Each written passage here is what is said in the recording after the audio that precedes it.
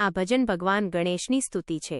પ્રથમ પહેલા સમરીએ રે એ ભજનની પ્રથમ લીટી છે, જેનો અર્થ થાય છે સૌથી પહેલા સ્મરણ કરીએ. આ ભજનમાં ગણેશજીને વિનંતી કરવામાં આવી છે અને તેમના ગુણોનું વર્ણન કરવામાં આવ્યું છે. આ ભજનમાં નીચેની મુખ્ય બાબતો છે.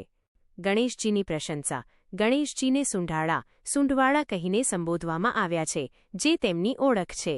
તેમને રિદ્ધિ અને સિદ્ધિના દાતા અને ઋષિમુનિઓના આગેવાન તરીકે વર્ણવવામાં આવ્યા છે. માતા પિતા. ગણેશજીના માતા તરીકે પાર્વતીજી અને પિતા તરીકે શંકરદેવ ભગવાન શિવનો ઉલ્લેખ છે. અર્પણ અને શૃંગાર. ભજનમાં કહેવાયું છે કે ગણેશજીને ઘી અને સિંદૂરની સેવા ચડાવવામાં આવે છે. તેમના ગળામાં ફૂલોનો હાર, કાનમાં કુંડળ અને કંઠમાં મોતીની માળા શોભે છે. ભક્તની વિનંતી. ભજનના અંતમાં કવિ રાવત રણશી ગણેશજીને વિનંતી કરે છે કે તેઓ તેમના ભક્તોને મદદ કરે.